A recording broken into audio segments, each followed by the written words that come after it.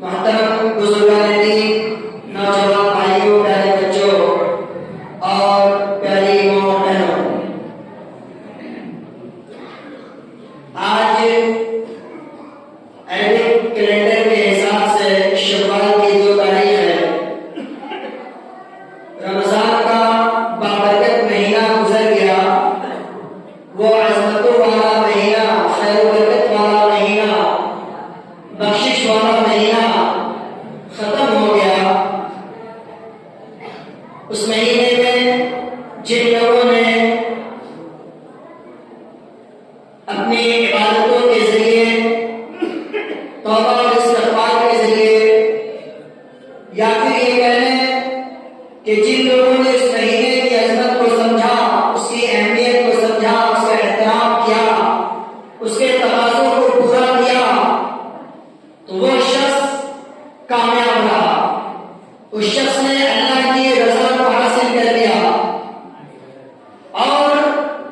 وہ شخص بدقسمت رہا، محروم رہا، جس نے مہینے کی عظمت کو نہیں سمجھا، اس کے تقدس کو نہیں سمجھا، اس کے تقاضوں کو پورا نہیں کیا، اور اللہ رب العالمین کے فیض و غضب کا مستحق ہو گیا۔ میرے بزرگوں، میرے بھائیوں، وہ مہینہ جو ہم سے جڑا ہوا ہے، وہ مہینہ جاتے جاتے ہمیں ایک سبق دے گیا ہے، ایک پیغام دے گیا ہے کہ مسلمانوں، جس انداز میں تم نے اس مہینے میں اللہ رب العالمین کی عبادت اور اس کی ریاضت میں اپنے آپ کو مشغول رکھا ہے، اسی انداز میں، اسی جوش اور جذبے کے ساتھ سال کے دوسرے دنوں میں بھی اپنے مالک سے اپنا رشتہ جوڑے رکھا۔ وہ مہینہ ہمیں ایک پیغام دے کر گیا ہے کہ مسلمانوں،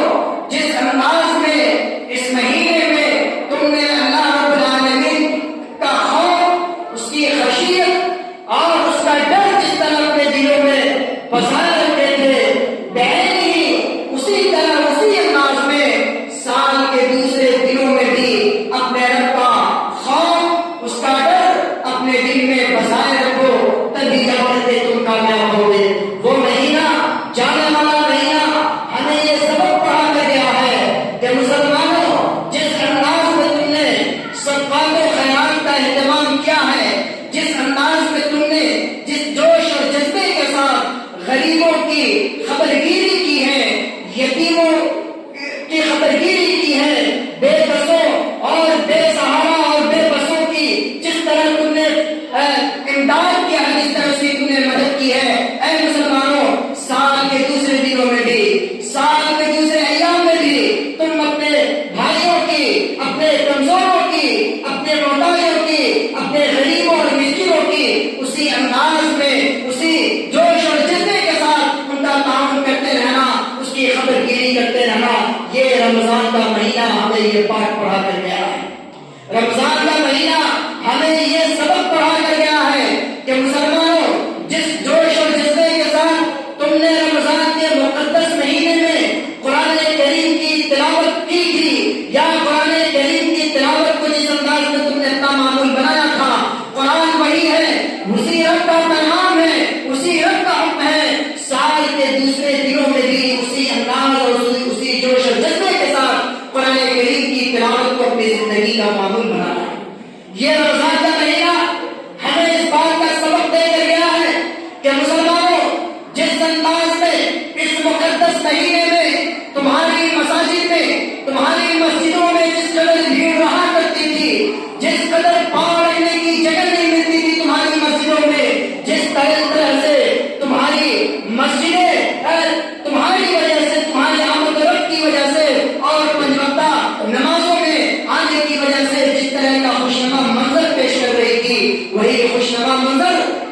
سال کے دوسرے دنوں میں بھی باقی رہنا چاہیے۔ رمضان کا یہ مہینہ ہمیں یہ پیغام دے کر گیا ہے۔ رمضان کا مہینہ چلا گیا، رمضان جس کا مقصد یہ تھا کہ بندے جب روزہ رکھیں، قرآن کی تلاوت کریں، توبہ اور استغفار کریں، صدقات و خیرات کریں، اپنے پرایوں، ہمسایوں، غریبوں، مسکینوں کی جب مقصد یہ تھا کہ لعلکم تتقون، تاکہ تمہارے دلوں میں اللہ کا تقوی پیدا ہو جائے۔ وہ تقوی اگر ہمارے دلوں میں پیدا ہو گیا ہے، اس تقوی کی صفت سے اگر ہم متصف ہو گئے ہیں، تو پھر ہم خوش ہو جائیں اللہ کی بارگاہ میں، اور ہم شکریہ ادا کریں اللہ کا کہ اللہ رب العالمین نے ہمیں اپنے مقرر بندوں میں سے بنا لیا ہے۔ اور اگر ان تمام اعمال کی انجام دہی کے باوجود بھی ہمارے دلوں میں اگر تقوی کی صفت پیدا نہیں ہوئی، اگر اللہ کا خوف اور اس کا ڈر ہمارے دلوں میں پیدا نہیں ہوا، تو پھر ہم بدقسمت ہیں، ہم محروم ہیں، ہمارے وہ سارے کے سارے اعمال برباد ہو گئے، وہ سارے کے سارے اعمال ہمارے غارت ہو گئے، اس لیے کہ ان اعمال کی انجام دہی میں اللہ کی رضا اور اس کی خوشنودی شامل حال نہیں کی، بلکہ لوگوں کے بیچ ہماری شہرت ہو، دکھاوا ہو اور ریاکاری ہو، لوگ ہمیں بہت داتا کہیں، لوگ ہمیں بڑا نمازی کہیں، لوگ ہمیں عمل خیر کو انجام دینے والا کہیں، لوگوں کی زبان پر ہر دم ہر پل اور ہر جگہ لوگوں کی زبان پر بس میرا ہی چچا ہو، لوگ ہماری ہی تعریف میں اپنی زبان کو تر کرتے رہیں۔ اگر اس انداز میں ہم نے رمضان المبارک کو گزارا ہے تو پھر اللہ کی رحمت ہمارے لیے نہیں ہے، اللہ کے تقوی کو ہم نے حاصل نہیں کیا، اللہ کی خوشنودی سے محروم رہ گئے، اور پھر اللہ رب العالمین کے اس فرمان کو سامنے رکھے کہ فوائل للمصلین الذین هم عن صلاتهم ساہون الذین هم یراؤون ویمنعون الماعون۔ اگر ہم نے نماز پڑھی ہے اور نماز پڑھنے کا مقصد یہ تھا کہ لوگ ہمیں دیکھ کر اشد کرے، لوگ یہ کہنے پر مجبور ہو جائیں کہ فلاں آدمی نمازی ہے، فلاں آدمی صف اول کا نمازی ہے، وہ نماز پڑھنے جایا کرتا ہے، وہ مسجد کو آباد کرتا ہے، اگر مقصد یہ تھا کہ لوگ ہماری واہواہی کرے تو فوائل للمصلین، بربادی ہے، ہلاکت ہے اللہ رب العالمین کی طرف سے ایسے نمازیوں کے لیے، جن نمازیوں کی خوبی کہہ لیجیے یا جن نمازیوں کی پہچان کہہ لیجیے، وہ یہ ہے کہ الذین هم عن صلاتهم ساہون۔ چلیے ابھی تو اذان ہوئی ہے، 10 منٹ وقت باقی ہے جماعت شروع ہونے میں، ذرا سا بیٹھ کر ہم گیم کھیل لیں، انٹرنیٹ پر تھوڑا چیٹنگ کر لیں، یا دنیا داری کی بات کچھ دیر کر لیں، مسجد میں جا کر بیٹھے بیٹھے رہنا بور ہوتا ہے آدمی، بہت لمبا وقت ہوتا ہے، مولانا کی حالت یہ ہے کہ لمبی نماز پڑھانے لگتا ہے، چلو 1 منٹ باقی رہے گا تو چاہیں گے۔ الذین هم عن صلاتهم ساہون، انہی نمازیوں کے لیے بربادی ہے، انہی کے لیے ویل ہے، ہلاکت ہے کہ جو سستی اور غفلت کے ساتھ نماز کو پڑھتے ہیں۔ چلیے ابھی چھوٹ گئی تو کوئی بات نہیں، دوسرے وقت میں پڑھ لیں گے، اگر غفلت سے ہم کام لیتے ہیں۔ اور پھر کہا الذین هم یراؤون، جن کی نماز صرف اس لیے ہوتی ہے کہ لوگوں میں اس کا چرچا ہو، لوگ دیکھیں۔ تو میرے پیارے بھائیوں اور بزرگوں، اللہ تبارک و تعالیٰ نے ایسے لوگوں کے لیے بربادی کے انجام سے باخبر کیا ہے۔ تو یہ رمضان کا مہینہ جس انداز میں، جس جوش و جذبے کے ساتھ، جس جوش و خروش کے ساتھ ہم نے اس مقدس مہینے کو گزارا ہے، اسی جوش، اسی جذبے اور اسی عزم و حوصلے کے ساتھ سال کے دوسرے دنوں میں بھی ہمیں اللہ رب العالمین کو یاد کرنا ہے۔ ہمارا رب وہی ہے جس نے اس رمضان کے مہینے میں بھی ہمیں اپنی نعمتوں سے نوازا ہے، ہمیں صحت سے نوازا ہے، ہمیں دولت سے نوازا ہے، ہمیں اور ہمارے بال بچوں کو عید کی خوشیاں نصیب کیا ہے۔ وہی رب سال کے دوسرے دنوں میں بھی ہے، اور ہمارے اس عبادت کا تقاضا یہ ہے کہ ہم سال کے دوسرے دنوں میں بھی اللہ کو یاد کرتے ہیں۔ اور یاد رکھیے گا رمضان کے بعد کے دنوں میں اگر انسان اسی انداز میں عبادتوں کی طرف مائل رہتا ہے، اللہ کے یاد میں، اس کے ذکر و اذکار میں مشغول رہتا ہے، تو یہ اس بات کی علامت ہے، یہ اس بات کی پہچان ہے کہ اللہ تبارک و تعالیٰ نے اس بندے کی عبادتوں کو قبول فرما دیا ہے۔ اس عبادت کے قبولیت کی برکت کی وجہ سے اللہ اسے دوسرے دنوں میں بھی توفیق عطا فرمایا ہے۔ اور اگر کوئی شخص مسجد سے دور ہو جائے، کوئی شخص تلاوت قرآن سے دور ہو جائے، کوئی شخص توبہ اور استغفار سے دور ہو جائے، کوئی شخص اطاعت و بھلائی سے دور ہو جائے، تو یہ سمجھ لینا چاہیے کہ رمضان میں جس پابندی کے ساتھ یہ شخص عبادت کیا کرتا تھا، کہیں نہ کہیں کوئی کمی رہ گئی ہے، جس کی بنیاد پر اللہ رب العالمین کے بارگاہ میں اس کی عبادت قبول نہیں ہوئی ہے۔ یہی وجہ ہے کہ اس عبادت کا اثر دوسرے دنوں میں اس کی زندگی میں نظر نہیں آتا ہے۔ اس لیے میرے بزرگوں اور نوجوان بھائیوں اور پیاری ماں بہنوں، انسان کی زندگی کا دور کب ٹوٹ جائے، کب سانسیں تھم جائے،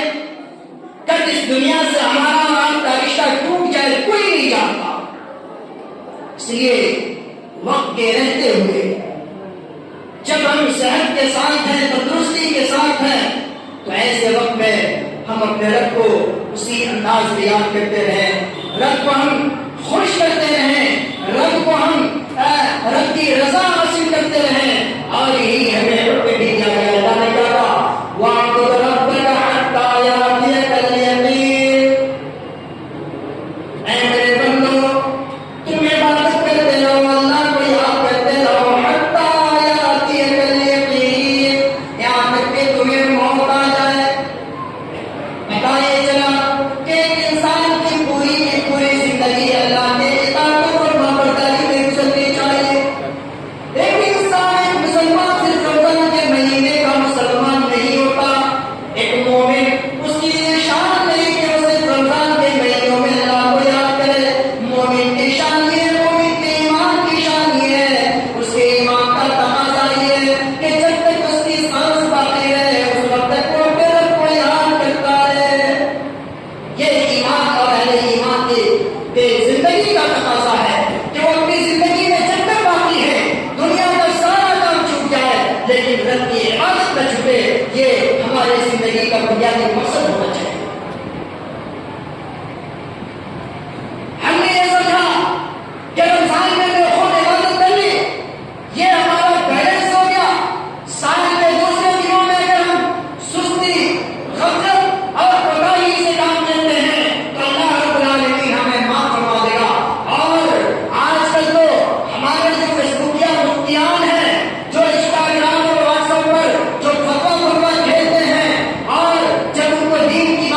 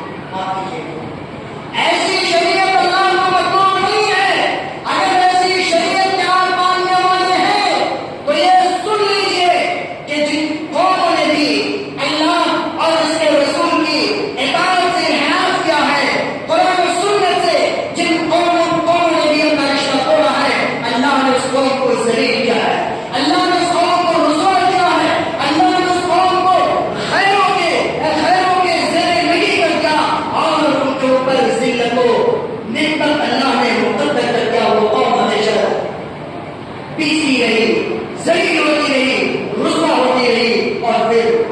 وہ قومیں ترقی کی راہ پر گامزن نہیں ہو سکی۔ اس لیے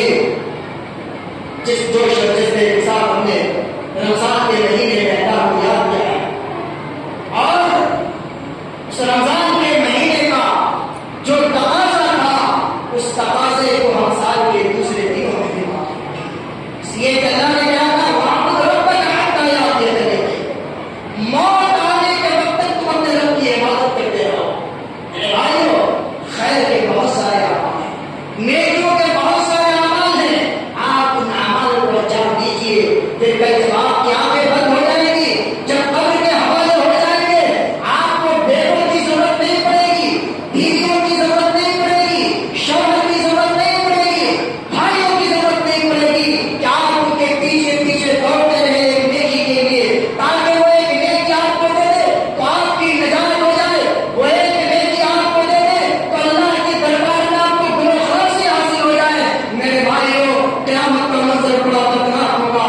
بڑا ہولناک ہوگا۔ یوم یفر المرء من اخیہ وامہ وابیہ وصاحبتہ وبنیہ لکل امرئ منہم یومئذ شأن یغنیہ۔ آج دنیا کی زندگی آپ دیکھ لیجیے، بیٹا آپ کا اگر سفر پر نکلتا ہے، باپ کو بڑی محبت ہوتی ہے، ماں کو بڑی محبت ہوتی ہے، ہر 2 گھنٹے ایک گھنٹے پر ٹیلی فون کر کے پوچھ لیتے ہیں خبر خیریت بیٹا کہاں تک پہنچے،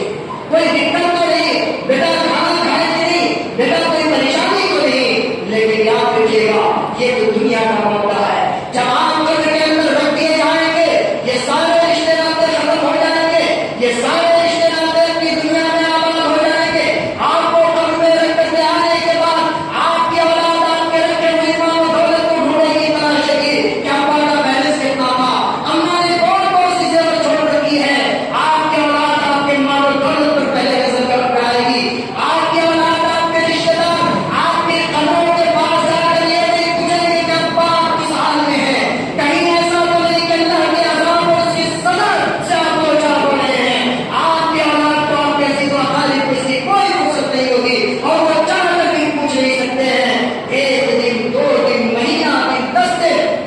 یاد آپ آئیے گا تو جا کر آنسو گرا لے کے آپ کا پھر اس کے بعد اپنی دنیا میں آ جائیے۔ میرے بھائیوں، قبر میں آپ سے کوئی پوچھنے والا نہیں، قیامت کے دن آپ کی اولاد آپ سے دوری اختیار کرے گی، بیوی آپ سے بھاگے گی، شوہر آپ کو پہچاننے سے انکار کرے گا، بھائی جب بھائی کے لیے اپنی جان دینے کو تیار ہو جاتا ہے وہ بھائی بھی کہے گا کہ اے بھائی میں بھی ایک نیکی کا محتاج ہوں، میرے دامن خود نیکیوں سے خالی ہیں، ہم کہاں سے تمہاری مدد کر سکتے ہیں۔ اور دوسری جگہ اپنے کریم نے کہا یود المجرم لو یفتدی من عذاب یومئذ ببنیہ وصاحبتہ واخیہ وفصیلتہ التی تؤویہ ومن فی الارض جميعا ثم ینجیہ۔ یہ سارے کے سارے لوگ یہ چاہیں گے کہ ہمارے جو اعزاء ہیں، ہمارے رشتے دار ہیں، گھر والے ہیں، ان کو بدلے میں اللہ کے حوالے کرتے تھے اور انہیں کے بدلے ہمیں نجات مل جاتی۔ میرے بھائیوں، یہ چاہ کر کے ایسا نہیں ہوگا، اس لیے میرے بزرگوں ہم اور آپ کل کی تیاری کریں، آخرت کی تیاری کریں۔ رمضان نے جس پل پر ہمیں چھوڑا ہے، جس انداز میں ہمیں مسلمان بنا کر چھوڑا تھا، اسی انداز میں ہم مسلمان بنے رہیں، تبھی حقیقی کامیابی ہے۔ وگرنہ اگر آپ نے اپنے آپ کو جنت میں پہنچانے کا سامان مہیا نہیں کرایا اور اگر جہنم کے حوالے ہو گئے تو اللہ نے کہا کہ وَمَنْ زُحْزِحَ عَنِ النَّارِ وَأُدْخِلَ الْجَنَّةَ فَقَدْ فَازَ وَمَا الْحَيَاةُ الدُّنْيَا إِلَّا مَتَاعُ الْغُرُورِ۔ جو شخص جہنم سے اپنے آپ کو بچا لیا، جس شخص نے اپنا داخلہ جنت میں کروا لیا، فَمَنْ زُحْزِحَ عَنِ النَّارِ وَأُدْخِلَ الْجَنَّةَ فَقَدْ فَازَ۔ اللہ نے کہا کہ وہی آدمی کامیاب ہے۔ وَمَا الْحَيَاةُ الدُّنْيَا إِلَّا مَتَاعُ الْغُرُورِ۔ یہ دنیا کیا ہے؟ یہ دھوکے کا سامان ہے، یہ دھوکے کی جگہ ہے۔ اس لیے میرے بزرگوں اور عزیزوں، ضرورت اس بات کی ہے کہ رمضان کے اس پیغام کو ہم یاد رکھیں تاکہ کل قیامت کے دن کی رسوائیوں سے